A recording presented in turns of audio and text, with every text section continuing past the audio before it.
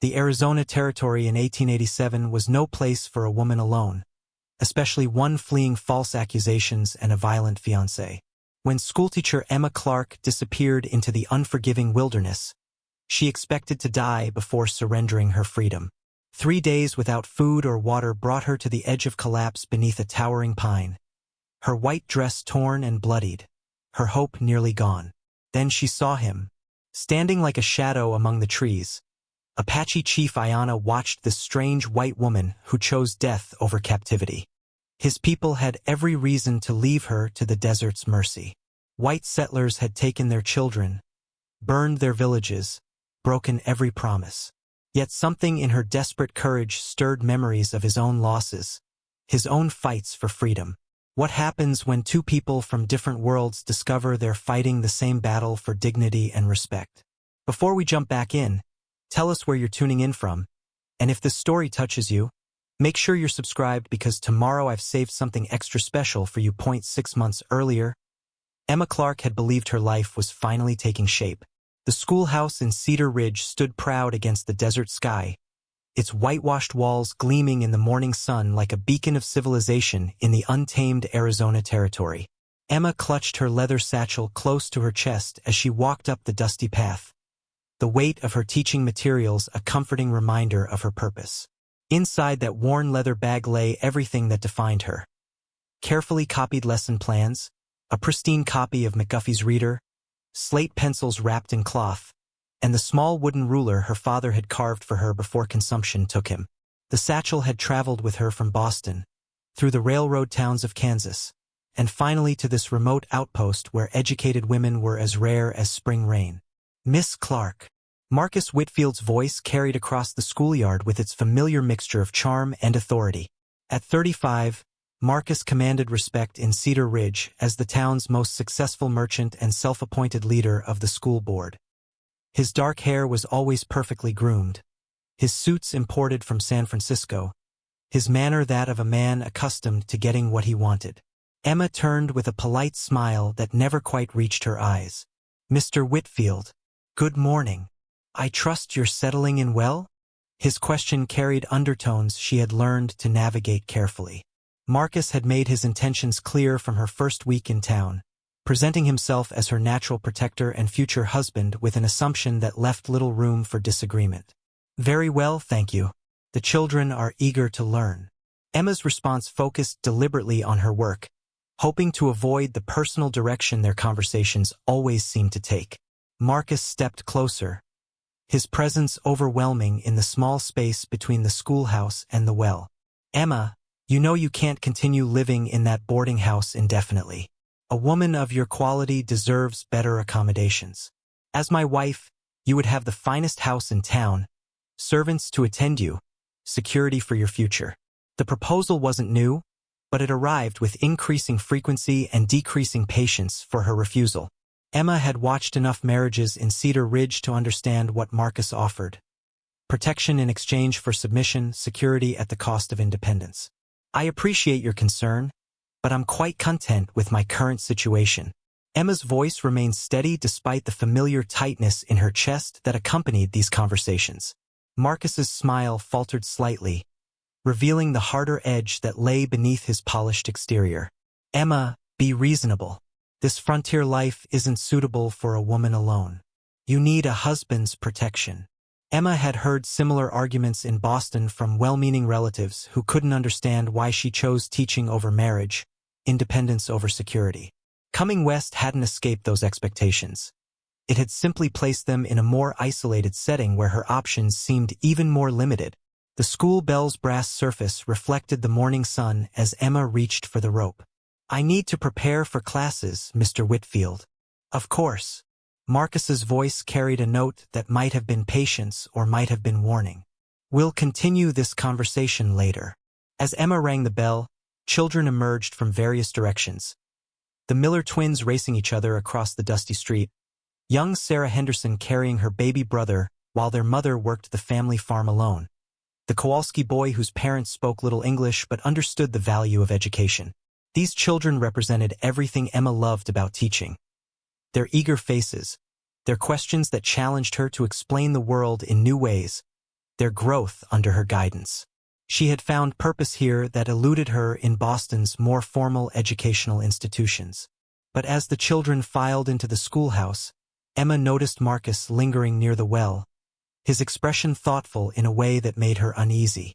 She had declined his proposals with polite firmness for 6 months, but his persistence suggested a man unaccustomed to accepting refusal. Inside the schoolhouse, Emma arranged her teaching materials with practiced efficiency. The slate board dominated one wall, surrounded by maps of the United States and the Arizona Territory. Her desk held the precious supplies that made education possible: paper carefully rationed, ink bottles protected from dust, books that had traveled hundreds of miles to reach this remote classroom.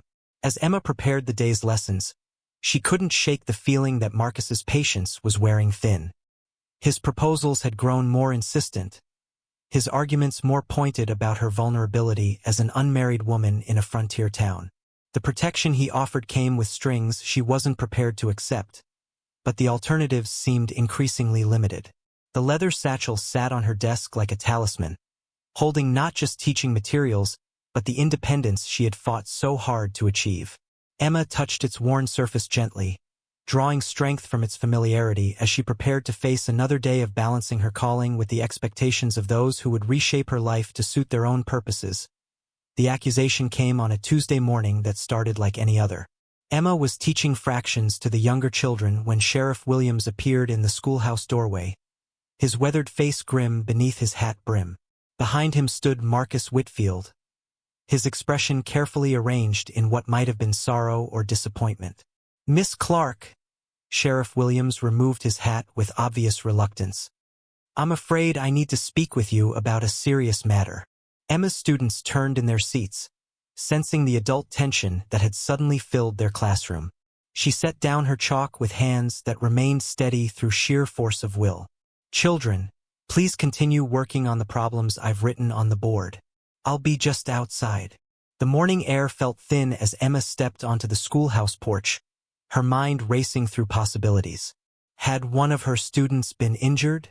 Was there trouble at the boarding house where she lived? "Miss Clarke," Sheriff Williams began, his discomfort evident in the way he twisted his hat brim. "There's been money missing from the school fund. The money collected for the orphanage in Phoenix." Emma's world tilted slightly. "Missing?" Marcus stepped forward, his voice carrying the weight of reluctant duty. "I discovered the discrepancy yesterday evening while reviewing the books. $300 intended for the territorial orphanage has vanished from the school safe." The number hit Emma like a physical blow. $300 represented months of careful saving by the entire community, nickels and dimes contributed by families who had little to spare but understood the importance of caring for orphan children. "I don't understand," Emma said quietly. "Who had access to the safe?" Sheriff Williams cleared his throat uncomfortably. "That's the problem, Miss Clarke. According to Mr. Whitfield, only you and he knew the combination." Emma's gaze shifted to Marcus, searching his face for some explanation that would make sense of this nightmare. His expression remained carefully neutral, but something in his eyes made her stomach turn cold. "Marcus," she said, using his first name without thinking, "surely you don't believe I would steal from orphan children." "I don't want to believe it," Marcus replied, his voice heavy with what sounded like genuine regret. "But the evidence is troubling, Emma. You've been struggling financially. Everyone knows teachers' wages are barely sufficient for a woman's needs." The careful precision of his words struck Emma as rehearsed, as if he had prepared this speech in advance. She looked at Sheriff Williams, hoping to find sympathy or at least uncertainty in his weathered features. "Miss Clarke," the sheriff said gently, "Mr. Whitfield found this in your desk." He held out a small key that Emma had never seen before. Her heart sank as she realized how damning it must appear. The key looked exactly like the type used for deposit boxes at the bank where Marcus conducted his business. "That's not mine," Emma said, her voice barely above a whisper.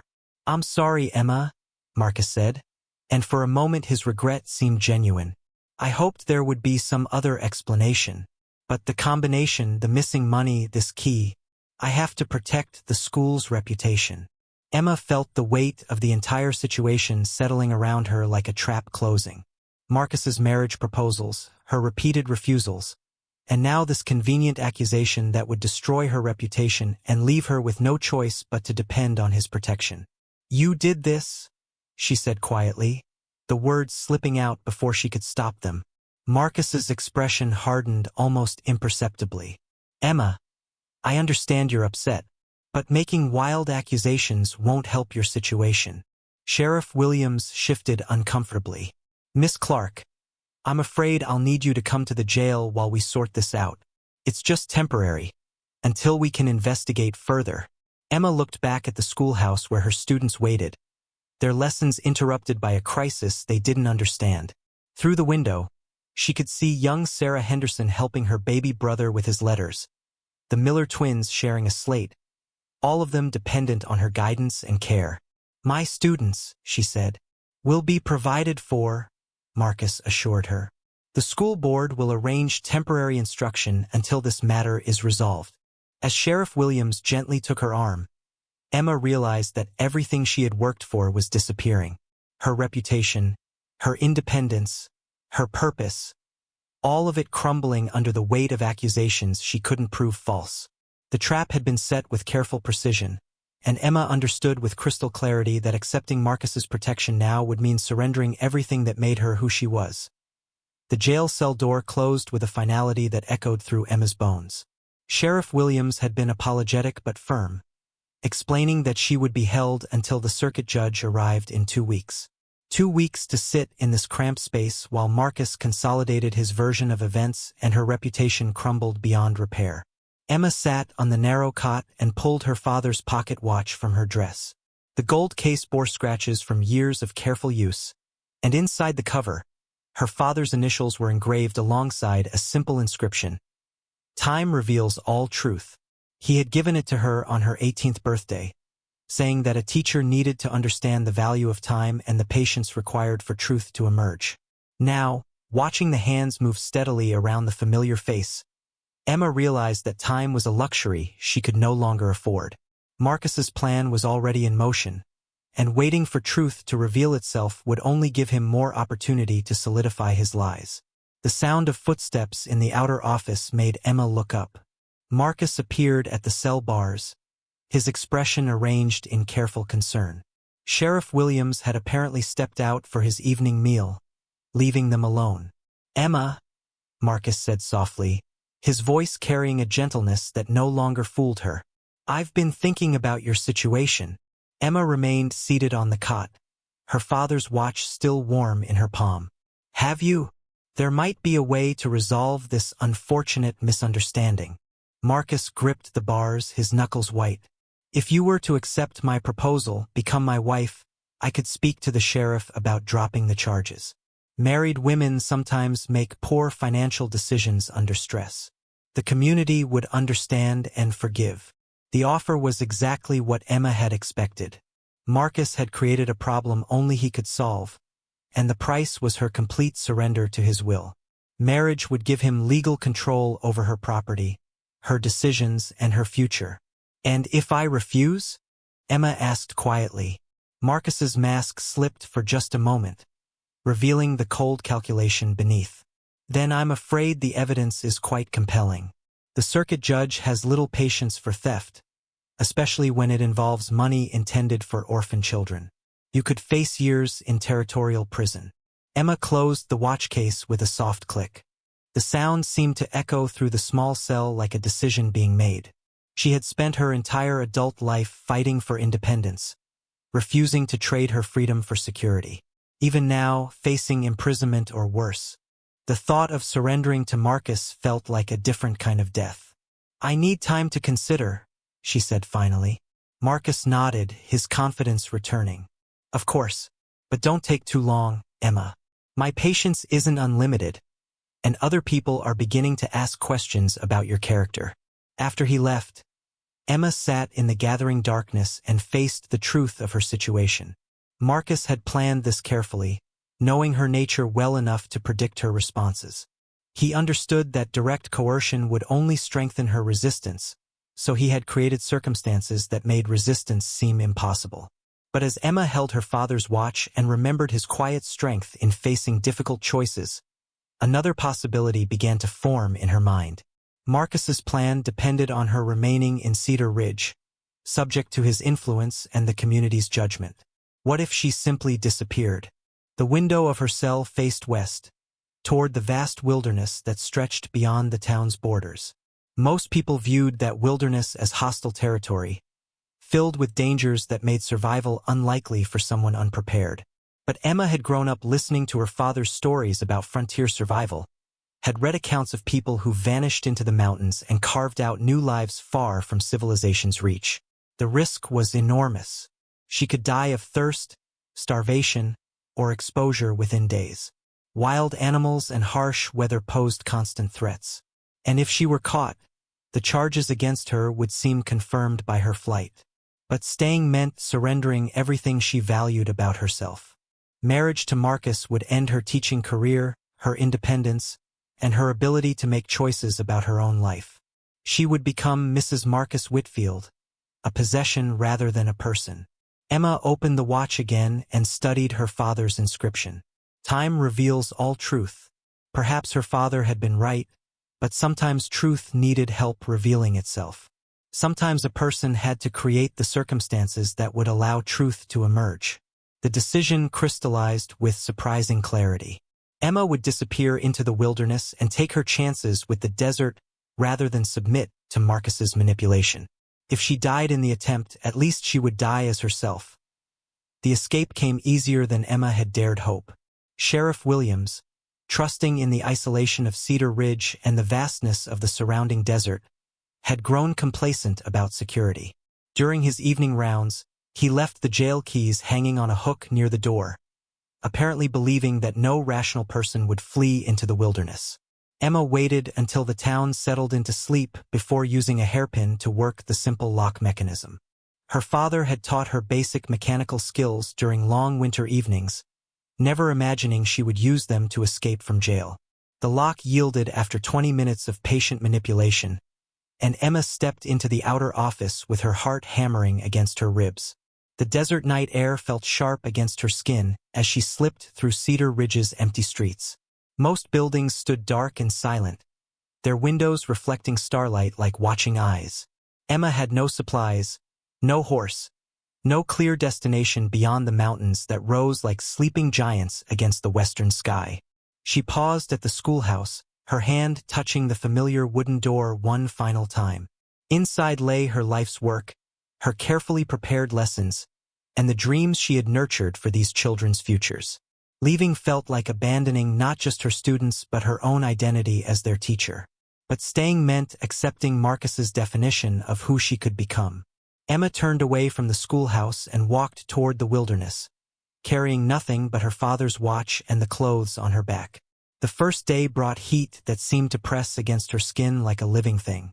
Emma had underestimated the desert's intensity, the way it stripped moisture from her body and clarity from her thoughts. By noon, her lips were cracked and her white dress clung damply to her skin. The second day brought thirst that turned into obsession. Emma found herself thinking about water constantly, the cool well behind the schoolhouse, the pitcher that sat on her washstand at the boarding house, even the bitter coffee served at Murphy's saloon. Every shadow looked like a stream. Every rock formation suggested the possibility of a spring. The third day brought hallucinations that danced at the edges of her vision. Emma stumbled through landscapes that shifted between familiar and alien, sometimes convinced she was walking through the streets of Boston, sometimes certain she had wandered onto the surface of the moon.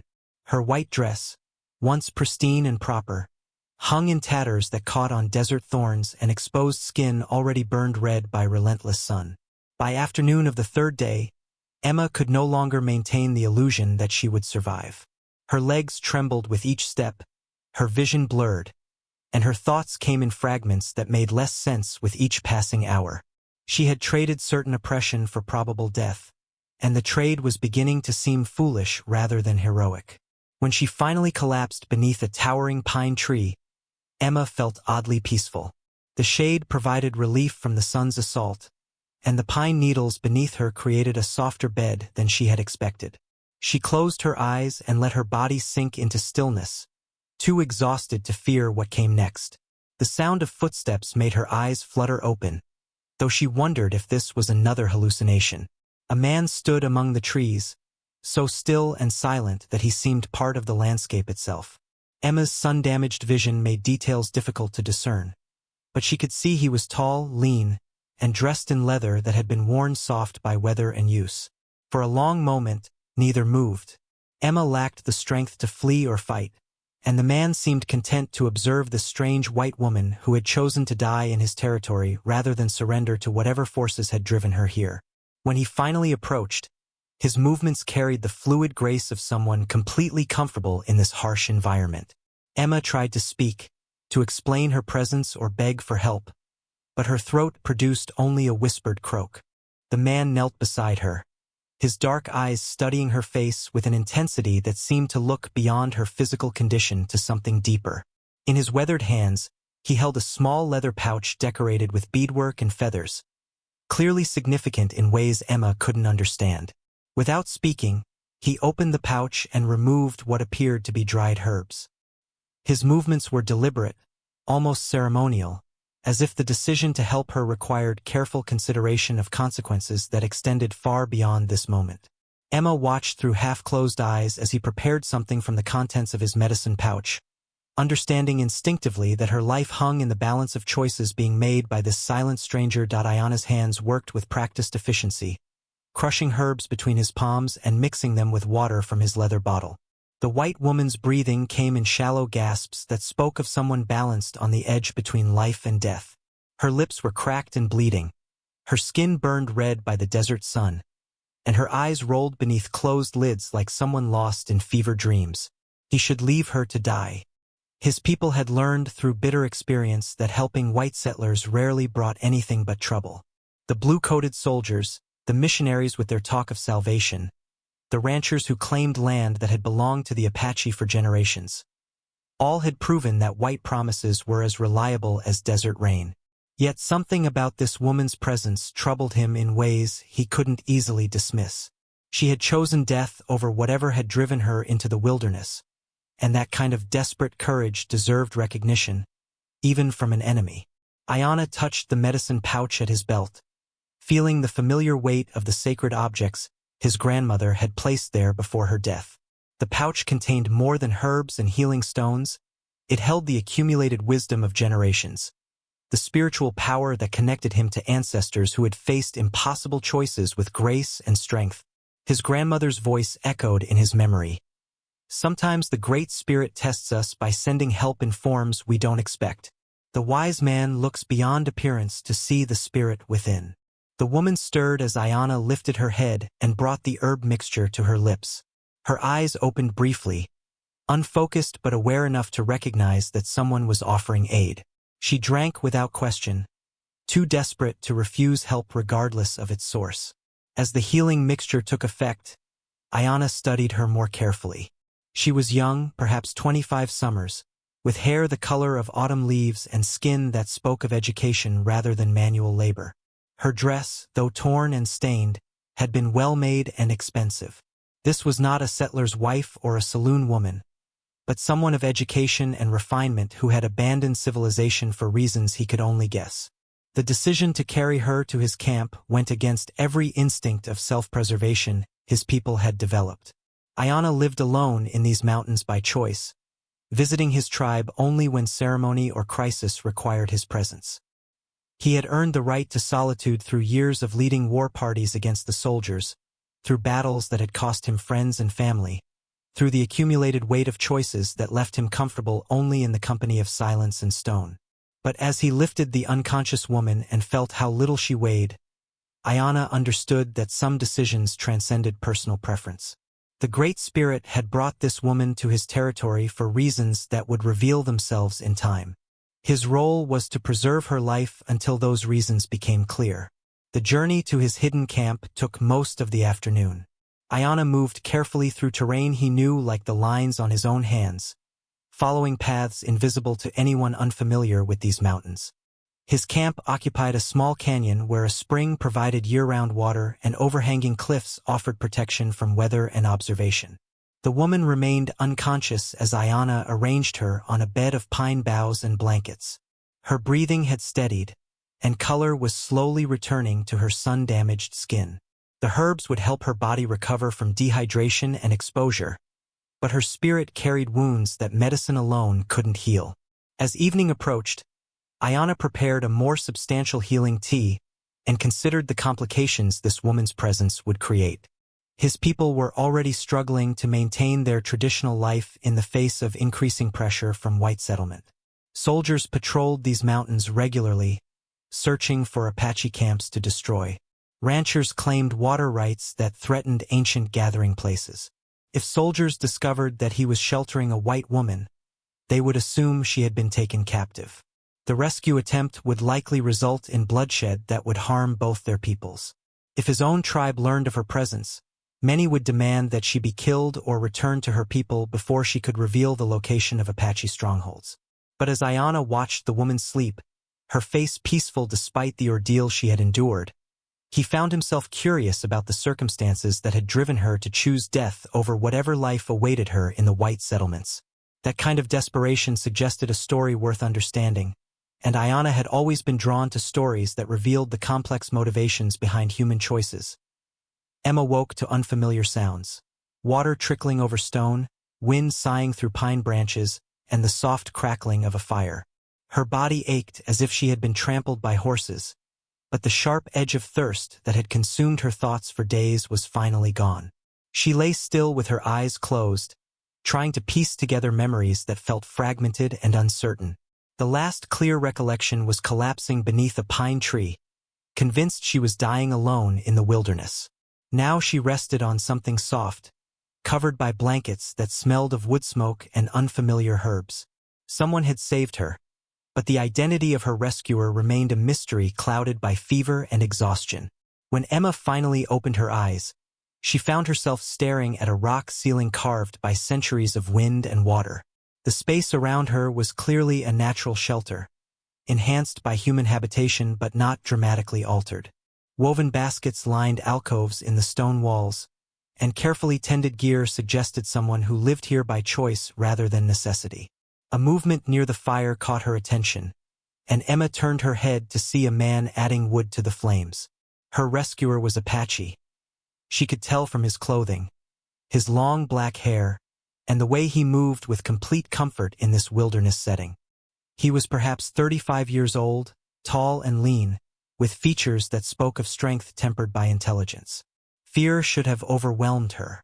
Everything Emma had heard about the Apache emphasized their reputation as fierce warriors who showed no mercy to white settlers. Stories circulated constantly in Cedar Ridge about attacks on isolated ranches, about travelers who disappeared without trace in Apache territory. But this man had saved her life when he could easily have left her to die. He moved around the camp with quiet efficiency, preparing what appeared to be healing tea, showing no sign of hostile intent. Emma watched him work and tried to reconcile the gentle care he had shown with the fearsome reputation of his people. When their eyes met, Emma saw neither the savage brutality she had been taught to expect nor the noble simplicity that romantic stories sometimes attributed to native peoples. Instead, she saw intelligence, wariness, and something that might have been curiosity about this white woman who had chosen death over whatever had driven her into his territory. "Water," Emma whispered, her voice still rough from dehydration. The man brought her a gourd filled with cool, clear water that tasted better than anything she had ever experienced. Emma drank carefully, mindful of her shrunken stomach, while he watched with the patient attention of someone experienced in treating desert exposure. "Thank you," she said when the gourd was empty. He nodded once but didn't speak. Emma wondered if he understood English or if communication would require gestures and patience.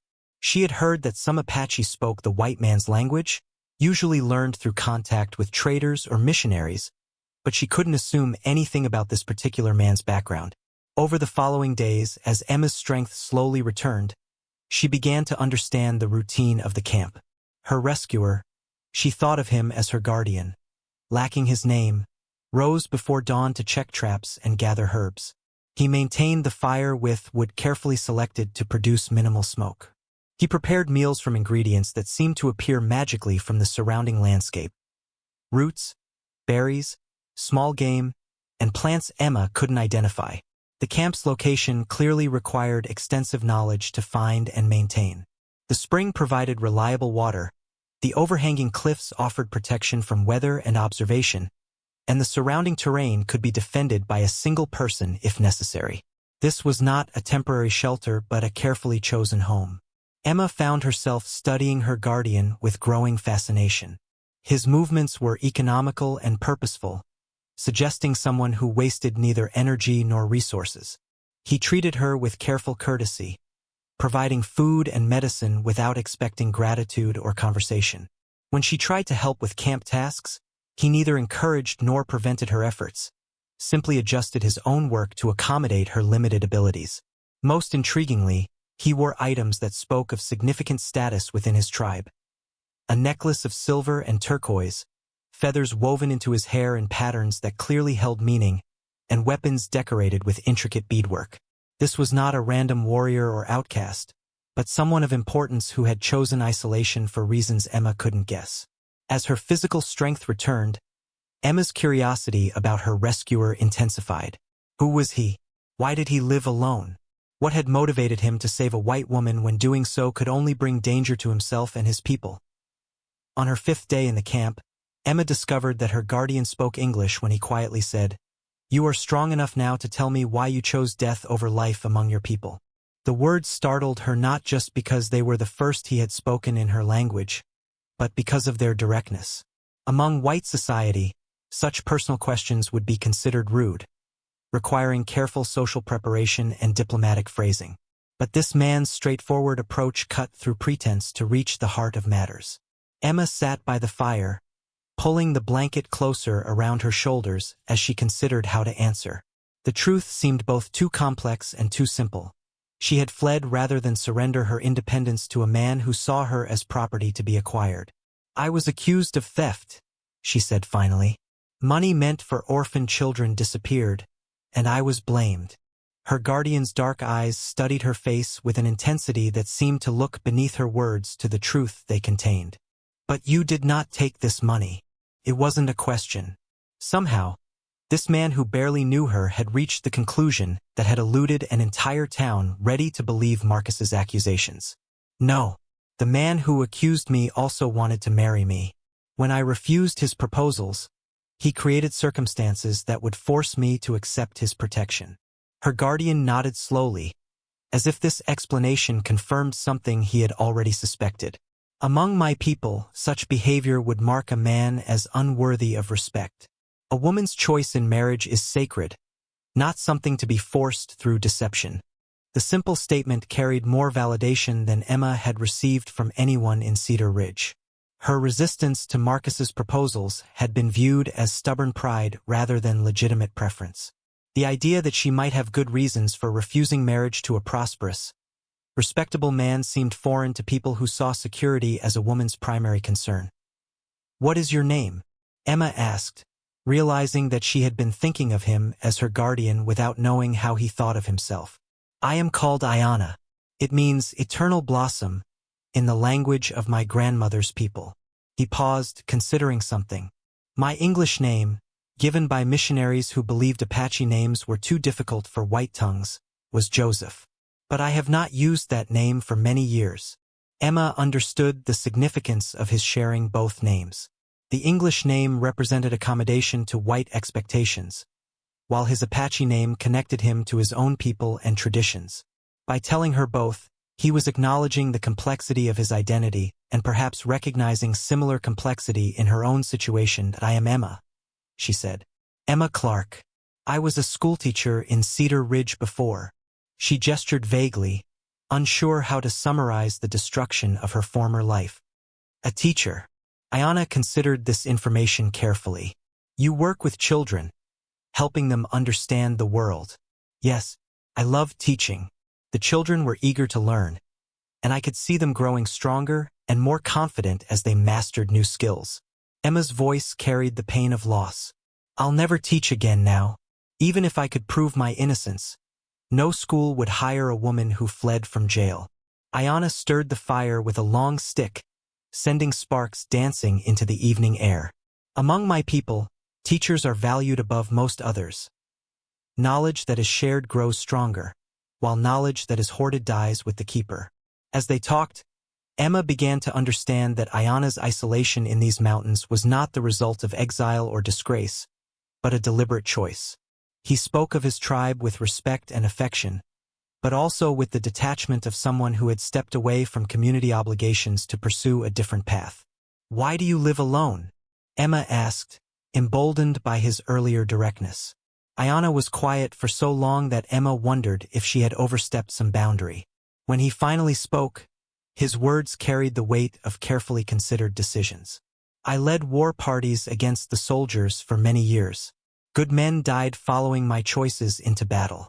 The responsibility for their deaths weighs heavily, and I found that solitude helps me carry that weight without burdening others." Emma heard echoes of her own experience in his words. The way traumatic events could isolate a person from community, the difficulty of moving forward when the past remained unresolved. They were both refugees from their former lives, though the circumstances that had driven them to this mountain sanctuary were vastly different. "Do you regret saving me?" Emma asked quietly. Aiyana looked at her across the fire, his expression thoughtful. "The Great Spirit brought you to my territory for reasons that will reveal themselves in time. I do not question such gifts, even when they bring complications." The broken treaty document arrived with unexpected visitors. Emma was gathering herbs under Aiyana's patient instruction when the sound of approaching horses echoed through the canyon.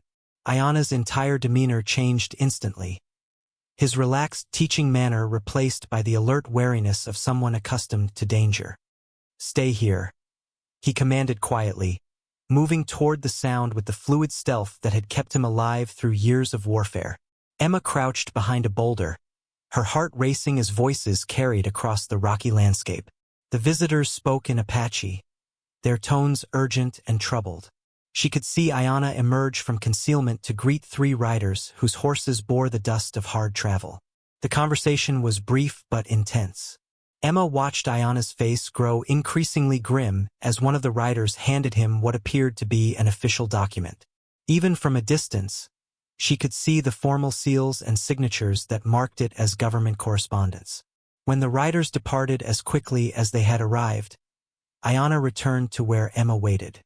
His expression carried a weight that hadn't been there an hour earlier. "What's happened?" Emma asked. Aiyana held up the document, its official seals catching the afternoon light. "The territorial government has broken another treaty. Land that was promised to my people forever has been opened to white settlement. The families who have lived there for generations must move to the reservation or face removal by soldiers." Emma examined the document as Aiyana translated its contents. The language was coldly bureaucratic, full of legal terminology that disguised the human cost of the decision. Families would be displaced, traditional hunting grounds would be lost, and sacred sites would be open to mining and ranching. "This affects your tribe?" Emma asked. "Some of my relatives live in the affected area. They are peaceful people who have tried to follow the white man's laws, believing that cooperation would protect their families." Aiyana's voice carried bitter disappointment. Now they learn that cooperation means nothing when white settlers want their land. Emma felt the weight of collective guilt settling on her shoulders. She belonged to the people who created such documents, who made promises they had no intention of keeping.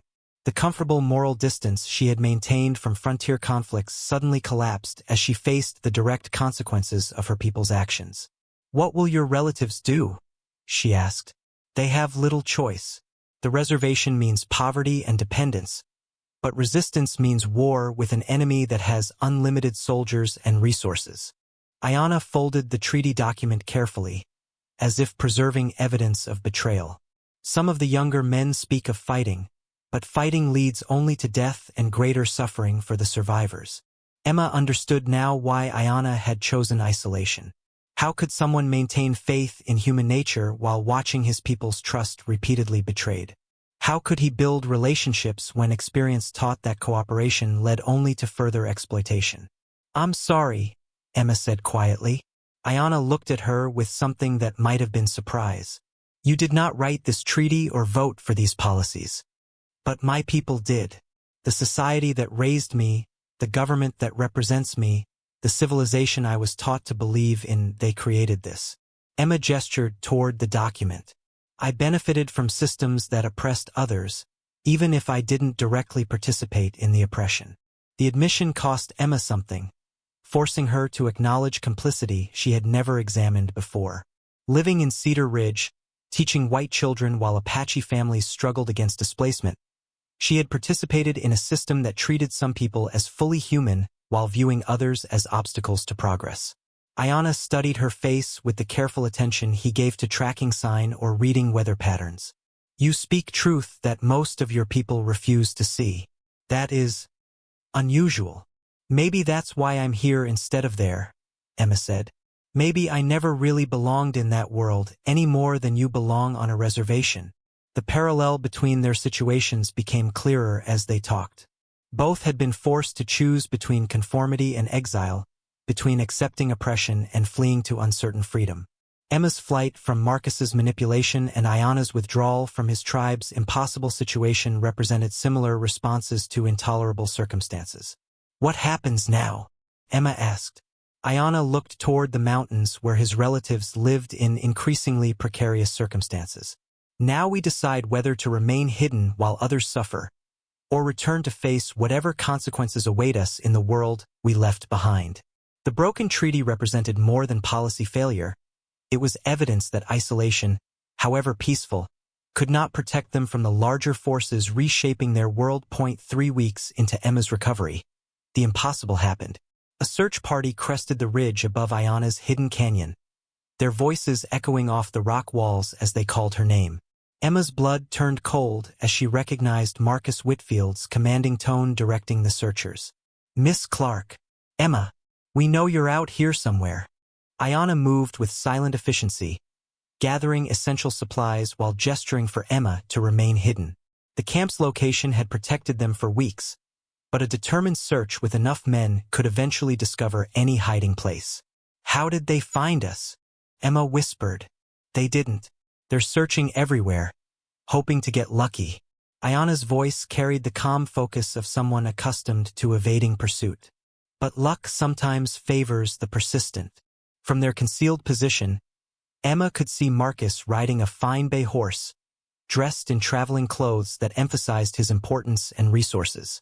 Beside him rode Sheriff Williams and 4 other men she recognized from Cedar Ridge. Their presence meant the search had become a significant community effort, probably funded by Marcus's promises of reward. "Emma," Marcus's voice carried across the canyon with practiced authority. "You're only making things worse for yourself. Come out now, and we can resolve this unfortunate situation." The reasonable tone of his words couldn't disguise their underlying threat. Marcus had orchestrated her disgrace and would now present himself as her merciful rescuer, the generous man willing to forgive her crimes in exchange for her grateful submission. Emma watched the search party spread out across the terrain, their movements showing more determination than skill. These were town men, unaccustomed to tracking in wilderness conditions. But their numbers and persistence made them dangerous despite their inexperience. "We should run," Emma said quietly. Aiyana shook his head. "They have horses. We would be caught in open country. Then what do we do?" Before Aiyana could answer, one of the searchers called out in excitement. "Found something. Looks like a camp." Emma's heart sank as she realized they had discovered one of Aiyana's secondary shelters, a small cave where he stored emergency supplies. The searchers gathered around the find, their voices carrying clearly in the thin mountain air. "Definitely someone living rough up here," Sheriff Williams observed. "Could be our missing schoolteacher." Marcus dismounted and examined the cave's contents with the thoroughness of someone accustomed to evaluating evidence. His findings clearly satisfied him, because his voice carried new confidence when he addressed his men. "She's close. Spread out and search every possible hiding place." A woman alone couldn't survive long in this terrain without shelter and supplies. Emma felt Aiyana's tension increase as the search party began working their way systematically through the canyon. Their amateur tracking skills wouldn't locate the main camp quickly, but given enough time and persistence, they would eventually stumble across it. "I have to surrender," Emma said quietly. "I won't let them find you because of me." "And go back to face his accusations?" Aiyana's voice carried sharp disapproval. "You would trade your freedom for temporary safety." "It's not temporary safety. It's your life. If they find you with me, they'll assume you kidnapped me. That could mean war between your people and the settlers." Aiyana considered her words with the careful attention he gave to all serious decisions. Emma was right about the potential consequences of discovery. A white woman found in an Apache camp would be assumed to be a captive regardless of the actual circumstances. The rescue attempt would likely involve violence that could escalate into broader conflict. "There is another way," Aiyana said finally. He reached into his pack and withdrew a leather pouch containing what appeared to be official documents. Emma watched in surprise as he spread papers across the ground, revealing correspondence with territorial officials, safe passage documents, and what looked like letters of introduction. "You have papers?" Emma asked. "I served as translator and guide for the army before the last treaty was broken. These documents establish my legal status as a peaceful civilian." Aiyana's voice carried bitter irony. "White law protects me, as long as I remain useful to white interests." Emma stared at the documents, understanding their significance. Aiyana wasn't just a skilled warrior hiding in the mountains. He was someone who had worked within the white legal system, who understood both cultures well enough to navigate between them. "We present ourselves together," Aiyana continued. "You as someone I found injured and helped recover. Me as a legitimate guide who was simply providing humanitarian assistance." The plan was audacious but possible. If they approached the search party openly with proper documentation, they might avoid the assumptions that would arise from being discovered in hiding. The decision to face the search party required careful preparation. Aiyana retrieved items from a hidden cache that transformed his appearance from isolated warrior to respected guide. A clean shirt, leather vest with silver conchos, and most significantly, a sacred eagle feather woven into a beaded headband that marked his status as someone who had earned the right to speak for his people. "The feather was given to me by my grandfather before he died," Aiyana explained as he secured it in his hair with practiced movements. "It carries the blessing of the spirits and marks me as someone worthy of trust in negotiations between peoples." Emma watched the transformation with fascination. The man who had lived simply in mountain isolation was revealing another aspect of his identity. Someone who had served as a bridge between cultures, translating not just languages but customs and intentions. "What do I say about why I'm here?" Emma asked. "Tell the truth, but not all of it. You fled false accusations, became lost in the wilderness, and I found you near death from exposure. Everything else is private business between us." Aiyana's advice carried the wisdom of someone who had learned to navigate the complex politics of frontier life. Too much information could be as dangerous as too little, and the art lay in revealing just enough truth to satisfy questions without exposing vulnerabilities. They approached the search party openly, walking down the canyon slope with the confidence of people who had nothing to hide. Emma felt her heart hammering as Marcus looked up from examining tracks near the stream, his expression shifting from satisfaction to confusion as he recognized her companion. "Emma!" Marcus called out, his relief seeming genuine until his eyes focused on Aiyana. "Thank God you're safe. We've been searching for days." Sheriff Williams approached with his hand resting casually on his pistol grip, his experienced eyes taking in details that would help him assess the situation. "Miss Clarke, are you hurt? Did this man take you captive?" The question hung in the air like smoke from a fired gun. Emma understood that her answer would determine whether this encounter ended peacefully or erupted into violence that could cost lives. "Mr. Aiyana saved my life," Emma said clearly, using his name deliberately to establish his humanity in the minds of men accustomed to thinking of Apache people as anonymous threats. "I collapsed from dehydration and exposure. He found me and provided medical care that prevented my death." Marcus's expression darkened as he processed this information. The story didn't match the narrative he had constructed about Emma's disappearance, and his financial investment in organizing the search party suddenly seemed less likely to produce the grateful submission he had expected.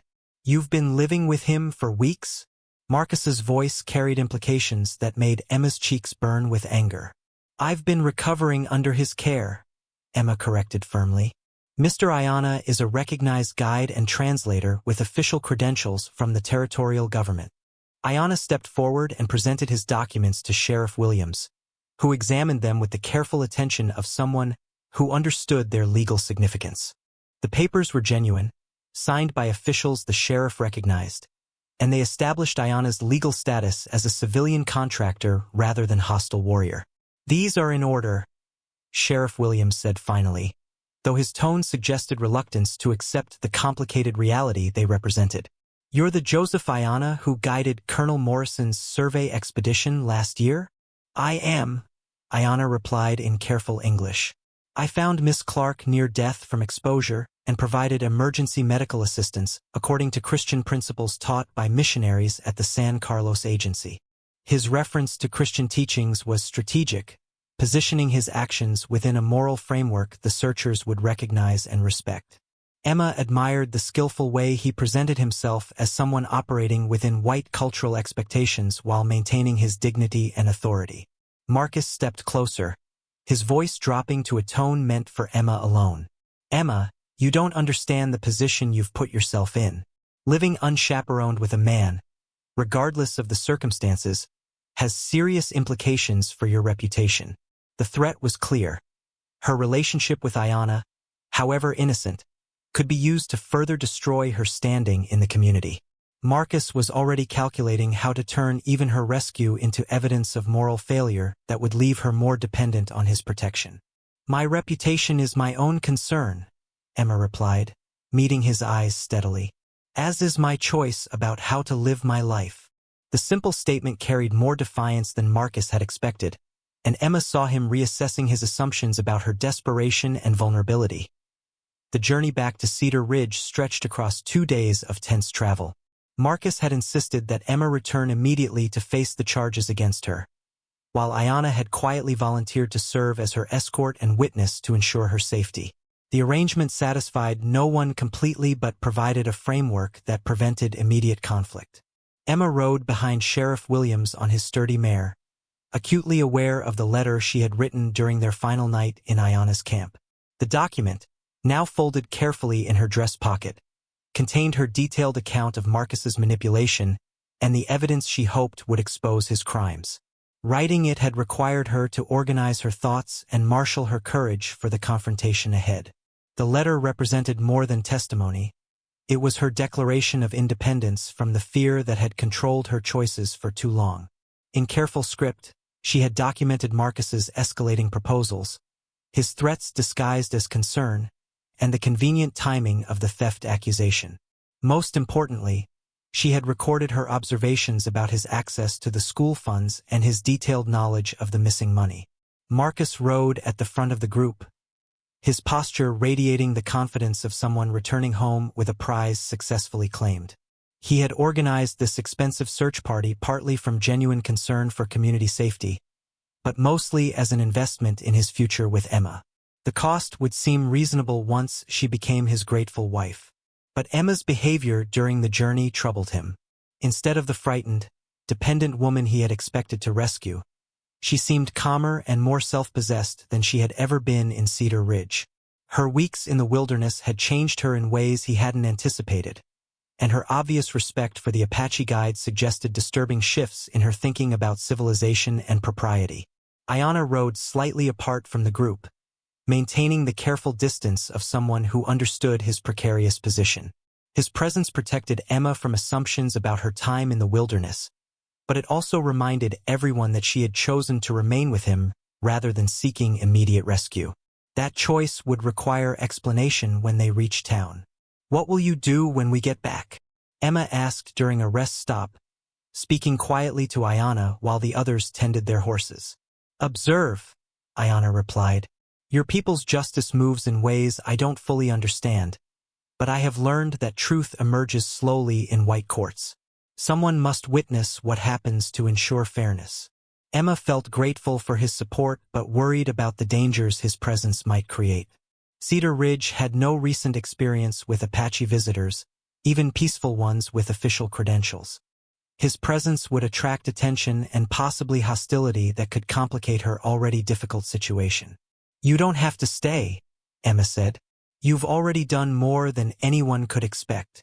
Aiyana's expression carried gentle firmness. "The Great Spirit brought you to my territory for reasons that are still revealing themselves. My responsibility doesn't end simply because we've returned to your people's lands." As they approached Cedar Ridge on the second afternoon, Emma saw the town with eyes changed by her wilderness experience. The buildings that had once represented civilization and progress now seemed small and cramped compared to the vast spaces she had learned to call home. The neat streets and orderly lots reflected a human need to control and categorize that felt restrictive after weeks of living according to natural rhythms. People emerged from buildings and gathered along the main street as word of their arrival spread. Emma saw curiosity, relief, and suspicion in the faces of townspeople who had spent weeks wondering about her fate. Their expressions changed noticeably when they noticed Aiyana, shifting from welcome to wariness as they processed the implications of her Apache escort.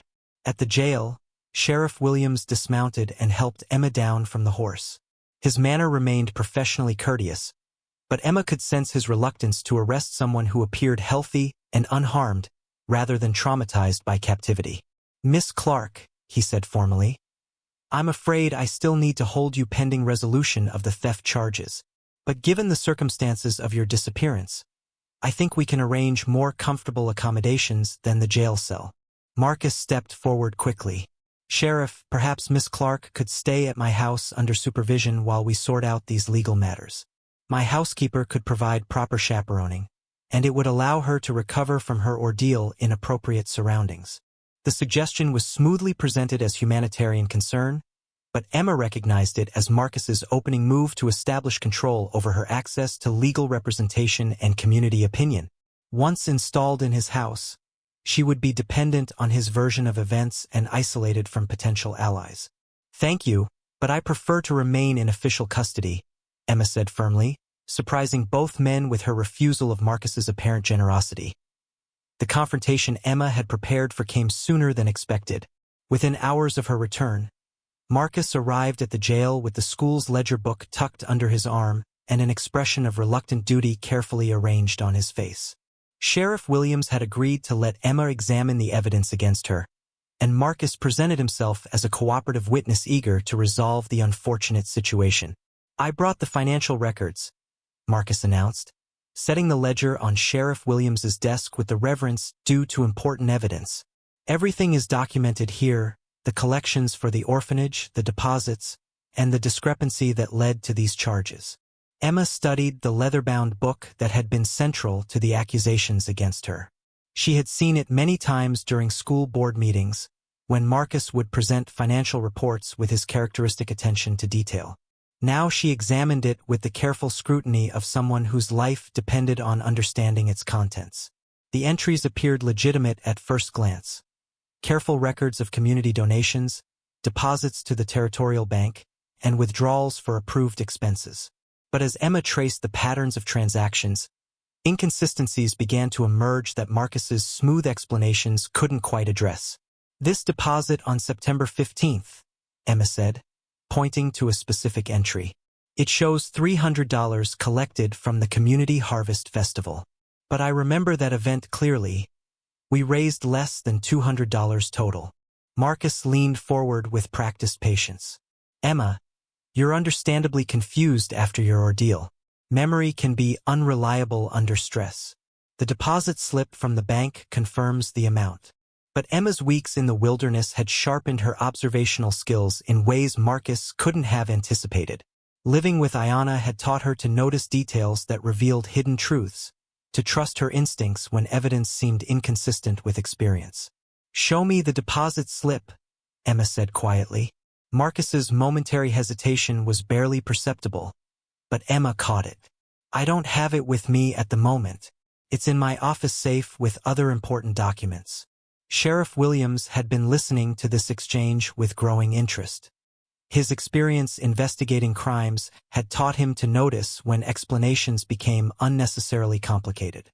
Mr. Whitfield, perhaps you could retrieve that deposit slip. It would help clarify the situation. Of course, Marcus agreed readily.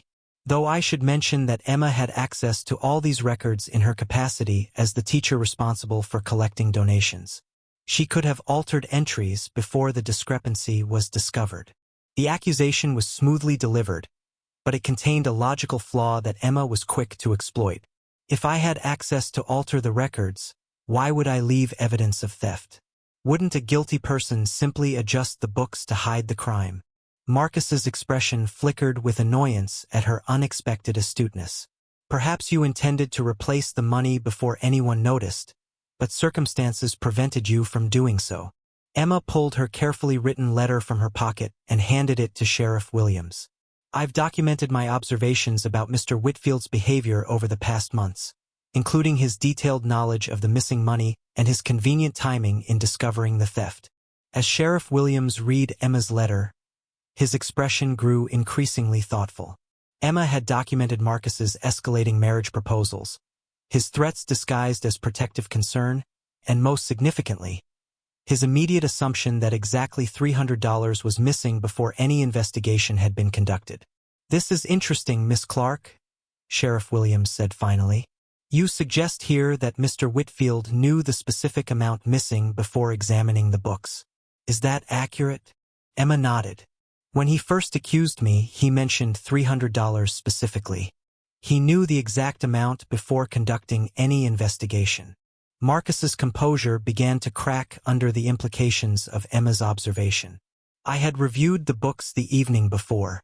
Naturally, I would remember the amount involved. But according to your own testimony, Sheriff Williams pointed out, you discovered the theft during that evening review. How could you know the amount was $300 before completing the investigation that revealed the crime? The logical contradiction hung in the air like smoke from a fired gun. Emma watched Marcus struggle to construct an explanation that would reconcile his conflicting statements. His careful plan was unraveling as the details he had memorized proved inconsistent under scrutiny.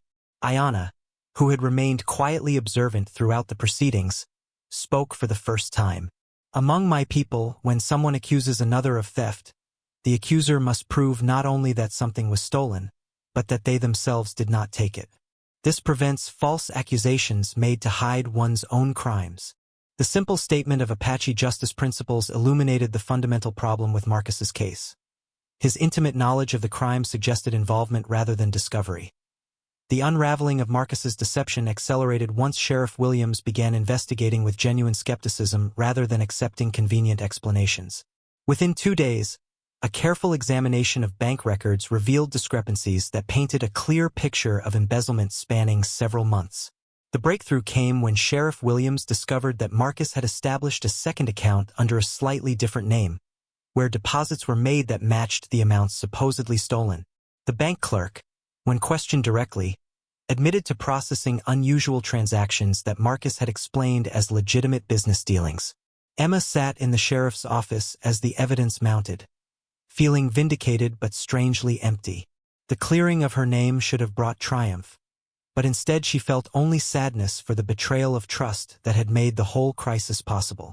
Marcus had been respected in the community, trusted with important responsibilities, and he had used that trust to steal money intended for orphan children. Miss Clarke, Sheriff Williams said as he finished reading the bank's report, I owe you an apology. The evidence clearly shows that Mr. Whitfield has been systematically stealing from the school fund and attempting to frame you for his crimes. Emma nodded her acceptance of the apology, but her attention was focused on the new teaching contract that lay on the sheriff's desk. The school board had hastily prepared the document, offering to restore her position with a formal apology and increased salary to compensate for her wrongful treatment. The contract represented everything she had thought she wanted: vindication, security, and the return of her professional identity. She could resume teaching the children she loved, continue the work that had brought her to Cedar Ridge, and rebuild the reputation that Marcus's accusations had destroyed. But as Emma examined the contract's terms, she realized that something fundamental had changed during her weeks in the wilderness. The person who had fled Cedar Ridge in desperation was not the same woman who now faced the choice of returning to her former life. "I need time to consider this," Emma said finally. The school board members who had gathered to witness her exoneration looked surprised. John Patterson, who served as board chairman, cleared his throat uncertainly. "Miss Clarke, surely you want to return to teaching. The children have missed you terribly, and we understand now that you were wrongfully accused." Emma appreciated their sincerity, but she couldn't ignore the uncomfortable truth that their support had evaporated the moment accusations were made.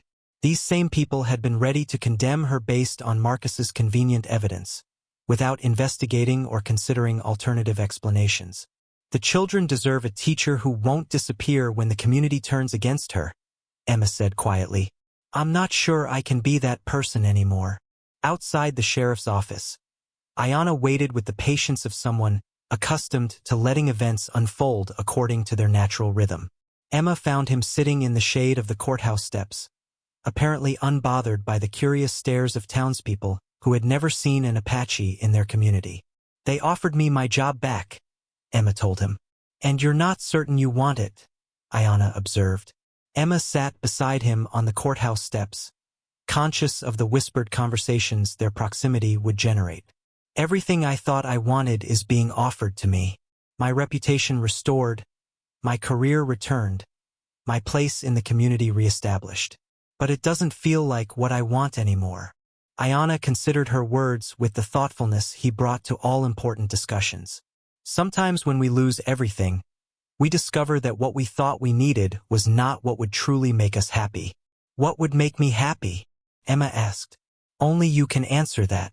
But I have learned that happiness comes from living according to your own truth, rather than other people's expectations." Emma thought about the weeks she had spent in Aiyana's mountain camp, learning to live according to natural rhythms rather than social schedules. She remembered the satisfaction of useful work, the peace of uninterrupted solitude, and the deep conversations that explored ideas rather than gossip. Most significantly, she remembered the growing connection with Aiyana himself, a relationship based on mutual respect and understanding rather than the protective possession that Marcus had offered. "If I don't take the teaching position, what other options do I have?" Emma asked. Aiyana's smile carried gentle warmth. "The Apache children need teachers who understand both worlds. Someone who could help them learn white ways without forgetting their own traditions. It would be different work than you're accustomed to, but perhaps more important." The suggestion opened possibilities Emma had never considered. Teaching Apache children would mean bridging two cultures, helping young people navigate between traditional ways and the changing world they would inherit. It would be challenging work, probably dangerous, and certainly controversial.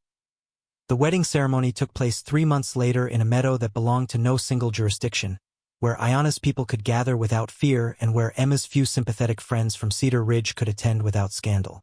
The location itself represented the compromise that would define their marriage, a space between worlds where two different traditions could merge into something new. Emma wore a dress she had sewn herself from fabric that blended white cotton with Apache patterns woven in colored thread. The design reflected hours of instruction from Aiyana's aunt, an elderly woman who had initially viewed the union with suspicion but gradually accepted Emma's sincere desire to understand and respect Apache customs. The wedding beads that adorned Emma's dress and hair had been crafted by the women of Aiyana's extended family, each bead chosen for its spiritual significance and blessed in ceremonies that Emma was slowly learning to understand. The intricate patterns told stories of protection, fertility, and the sacred bond between husband and wife that extended beyond individual desires to encompass community responsibility.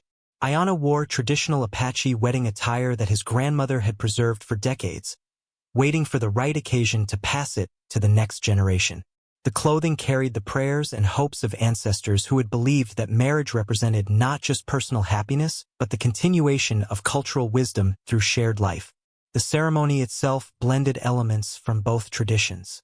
Reverend Matthews from Cedar Ridge offered Christian prayers that emphasized the sanctity of marriage vows. while Aiyana's uncle conducted Apache rituals that called upon the spirits to bless the union and ensure harmony between the couple. Emma's few guests represented the minority of Cedar Ridge residents who had supported her during the crisis and understood her choice to marry Aiyana. Mrs. Patterson, the doctor's wife, had become an unexpected ally after witnessing Emma's grace under pressure. Sheriff Williams attended with his family, having developed genuine respect for both Emma and Aiyana during the investigation that exposed Marcus's crimes. Most of the town had reacted to Emma's engagement with shock, disapproval, and the kind of social ostracism usually reserved for the most serious violations of community standards. But Emma had discovered that she cared less about their opinions than she had expected. The experience of being falsely accused and defended by an Apache man had clarified her understanding of who deserved her respect and loyalty. As they exchanged vows in both English and Apache, Emma felt the profound rightness of the choice she was making. This marriage represented more than personal happiness. It was a declaration that love could transcend the artificial boundaries that divided people into categories of us and them. "I promise to honor your ways while sharing my own," Emma said in carefully practiced Apache words that Aiyana had taught her during their engagement. "I promise to protect your dreams while building new ones together." Aiyana responded in English that carried only the slightest accent after years of working between cultures. The celebration that followed the ceremony revealed the richness of Apache community life that Emma was joining. Extended families shared traditional foods, told stories that preserved historical memory, and performed dances that connected the present generation to ancestral wisdom.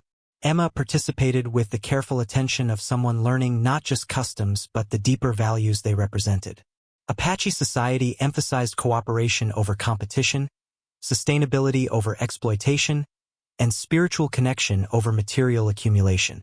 These principles offered a different framework for organizing life than the individualistic pursuit of success that had dominated her previous experience. As the evening progressed, Emma found herself in conversation with children who would become her first students in the cross-cultural school she and Aiyana were planning to establish. These young people faced the challenge of preserving their heritage while acquiring the skills necessary to navigate an increasingly complex world dominated by white institutions. "Will you teach us to read English books?" asked a girl of about 10, whose eyes held the sharp intelligence Emma recognized in all natural studentization rather than conflict. It would be experimental, controversial, and probably opposed by authorities from both communities who preferred separation to integration. But as Emma looked around the wedding celebration, seeing the faces of people who had welcomed her despite their initial suspicions, she felt confident that bridges could be built between communities willing to extend trust across traditional boundaries. 1 year after their wedding, Emma sat at her writing desk in the cabin she and Aiyana had built together, documenting the progress of their unprecedented educational experiment. The journal before her chronicled not just lessons taught and students enrolled, but the gradual transformation of two communities learning to see each other as neighbors rather than enemies. The school they had established in the valley between Apache territory and white settlements served 23 children from both cultures. Emma's journal entries recorded daily observations about how these young people navigated the complex terrain of cross-cultural learning. Apache children mastering English literacy while maintaining fluency in their native language, white children learning traditional ecological knowledge alongside conventional academic subjects. Today, Maria Gonzalez and Little Wolf worked together on a mathematics problem involving water distribution for irrigation, Emma wrote. Watching them combine Apache seasonal knowledge with European calculation methods reminded me that the best solutions often emerge when different ways of thinking complement each other rather than competing. The journal represented more than educational documentation. It was evidence that bridges could be built between communities that had viewed each other as fundamentally incompatible. Each successful collaboration between students, each moment of mutual understanding between parents from different cultures, proved that peaceful coexistence was possible when people chose cooperation over conflict. Outside the cabin window, Emma could see Aiyana working with a group of teenage boys from both communities, teaching them to construct irrigation channels using traditional Apache techniques combined with engineering principles he had learned during his work with territorial surveyors. The project would benefit both peoples by improving agricultural productivity while preserving water resources for future generations. The transformation in community relationships had not happened quickly or easily. Initial suspicion from both sides had gradually given way to cautious cooperation as practical benefits became evident. Apache knowledge of local plants provided medical treatments that white families needed. White literacy skills opened access to legal documents that protected Apache land rights. Each exchange built trust that made further collaboration possible. Emma's role as cultural translator extended far beyond formal classroom instruction. She found herself mediating disputes between families, explaining misunderstandings that arose from different communication styles, and helping both communities navigate the complex legal frameworks that governed territorial life. The work was exhausting, sometimes discouraging, but deeply satisfying in ways that her previous teaching experience had never achieved. Instead of simply transmitting established knowledge to passive students, Emma was participating in the creation of new understanding that honored multiple traditions while addressing contemporary challenges. A knock at the cabin door interrupted her writing. Emma opened it to find Mrs. Patterson from Cedar Ridge, carrying a basket of supplies and wearing the slightly uncertain expression of someone venturing into unfamiliar social territory. "Mrs. Aiyana," she said, using Emma's married name with careful respect. "I brought some books from the town library that might be useful for your students." The gesture represented significant progress in community relations. Mrs. Patterson had initially opposed Emma's marriage and the establishment of the cross-cultural school. Her willingness to contribute resources and visit the Apache settlement showed how much attitudes had shifted over the past year. "Thank you," Emma said warmly. "The children will be excited to see new reading materials." Mrs. Patterson hesitated at the threshold, clearly wanting to say more but uncertain about appropriate protocol. "Emma, I owe you an apology. When you first married Aiyana, I thought you were making a terrible mistake. I believed the stories about Apache people that I'd heard all my life without questioning their accuracy." Emma invited her inside for tea, recognizing the courage it took for Mrs. Patterson to admit she had been wrong about something so fundamental to her worldview. "What changed your mind?" Emma asked as she prepared refreshments. "Watching the children," Mrs. Patterson replied. "My grandson started attending your school 3 months ago, and he's learned more than just reading and arithmetic. He's developed respect for different ways of understanding the world. Yesterday he told me about Apache star stories that explain seasonal changes better than anything in his geography textbook." The conversation continued for over an hour, covering topics that would have been impossible to discuss a year earlier. Mrs. Patterson asked thoughtful questions about Apache customs, shared observations about how the cross-cultural education was benefiting all the children involved, and offered additional support for expanding the school's programs. As Mrs. Patterson prepared to leave, she paused at the door with a final observation. "You know, Emma, you've become exactly the teacher this community needed, just not in the way any of us expected." After her visitor departed, Emma returned to her journal with renewed appreciation for the work she and Aiyana were accomplishing together. 2 years into their marriage, Emma discovered she was carrying their first child during the season when desert wildflowers painted the valley in brilliant colors. The timing seemed symbolic, new life emerging as the experimental community she and Aiyana had nurtured began to flourish with unexpected vitality. The pregnancy brought joy tempered by awareness of the unique challenges their child would face. As someone who would belong to both Apache and white worlds while being fully accepted by neither, the baby would need extraordinary strength to navigate the complex terrain of mixed heritage in a society that preferred clear categories.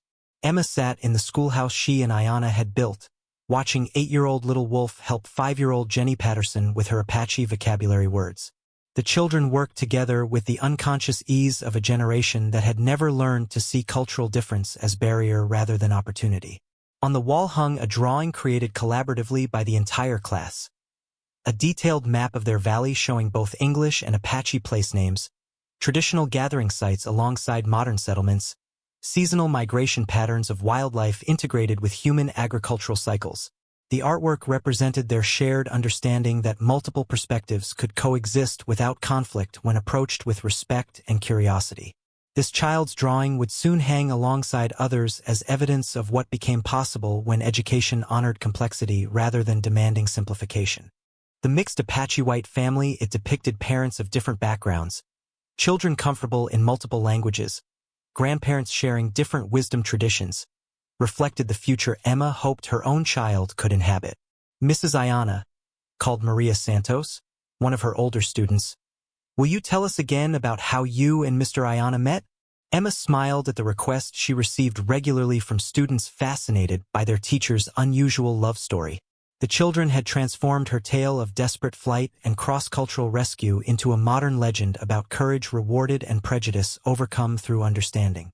"I was lost in the wilderness," Emma began, settling into the familiar rhythm of storytelling that helped her students connect personal narrative to larger themes about choice, consequence, and the possibility of redemption.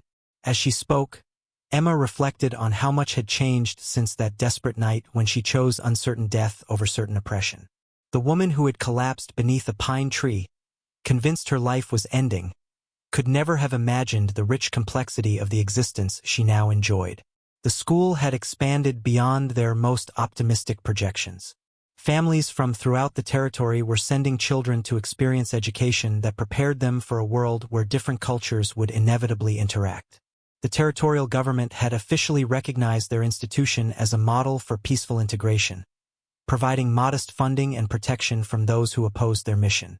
More significantly, the relationships between Apache and white families in their valley had evolved into genuine community. Seasonal celebrations now blended traditions from both cultures. Medical emergencies brought help from whatever source was closest, regardless of ethnic boundaries. Children grew up bilingual and bicultural, comfortable navigating between worldviews that their parents' generation had seen as mutually exclusive. "And then what happened?" prompted little Wolf, though he knew the story perfectly. "Then your father saved my life," Emma continued, "and taught me that safety comes not from avoiding different people, but from learning to understand them." After school ended, Emma walked the path to the cabin she shared with Aiyana, her hand resting protectively on her still flat stomach. The baby growing inside her would inherit a world more complex but also more hopeful than the one she had known as a child. Aiyana was waiting on their porch, whittling a toy horse from pine wood with the patient skill that characterized all his work. He looked up as Emma approached, his eyes immediately noting the particular quality of happiness that had marked her demeanor since discovering her pregnancy. "Good day with the students?" he asked. "Always," Emma replied, settling beside him on the bench they had built together. "I was thinking about our child today, wondering what kind of world we're bringing them into." Aiyana set aside his carving and took her hand in his work-roughened fingers. "A world where love between different peoples creates possibilities that hatred never could. A world where our child will have choices we never dreamed possible." Emma leaned against her husband's shoulder and watched the sun set over the valley that had become their shared home. In the distance, smoke rose from chimneys in both Apache Hogan's and white settlers' cabins, while children's voices carried across the space between communities that had learned to be neighbors. 5 years after Emma's desperate flight into the wilderness, she stood before a gathering that would have been impossible to imagine during her darkest moments in Cedar Ridge. Representatives from both Apache and white communities had assembled to sign a formal peace treaty that would establish permanent boundaries and cooperation agreements between their peoples. The document itself was written in both English and Apache, with careful translations that respected the nuances of each language rather than forcing one worldview to conform to another's concepts. Emma had worked alongside Aiyana and territorial officials for months to craft language that honored both legal requirements and traditional protocols. The treaty represented more than political agreement. It was recognition that different peoples could coexist through mutual respect rather than dominance. The experimental community Emma and Aiyana had built served as proof that cooperation benefited everyone involved, creating prosperity and security that neither group could achieve alone. Emma held her 3-year-old daughter Sarah on her hip as the ceremony proceeded. The child watched the proceedings with alert dark eyes that reflected both her parents' heritage, her small hands playing with the beaded necklace her Apache grandmother had made for her. Sarah spoke both English and Apache with equal fluency, moving between languages as naturally as she moved between the different households that claimed her as family. "Mama," Sarah whispered, "why are all these people talking so much?" Emma smiled at her daughter's practical assessment of adult ceremony. "They're making promises to be good neighbors to each other." Like when Tommy and Maria promised to share the toys? Exactly like that, Emma replied, struck by how clearly children understood concepts that adults made unnecessarily complicated. The signing ceremony concluded with traditional Apache blessing songs and Christian prayers, followed by a feast that combined foods from both cultures. Emma watched her students from the cross-cultural school serve as translators and cultural guides for visiting officials, demonstrating the practical value of the education they had received. Dr. Harrison, the Territorial Education Commissioner, approached Emma during the celebration. Mrs. Aiyana, I wanted to discuss the possibility of expanding your educational model to other regions. What you've accomplished here could serve as a template for peaceful integration throughout the territory. The proposal represented validation beyond Emma's hopes when she first envisioned the school. Government recognition would provide resources and protection for similar experiments, potentially transforming how different peoples learn to live together across the expanding frontier. The success here depends on specific relationships built over time, Emma replied carefully. It can't simply be imposed from outside without genuine commitment from the communities involved. Dr. Harrison nodded thoughtfully. That's exactly why your insight is valuable. You understand what makes cross-cultural cooperation work in practice rather than just theory.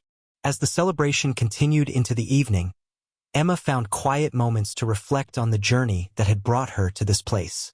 The desperate woman who had chosen death over submission had discovered life possibilities she never could have imagined from within the constraints of her former existence.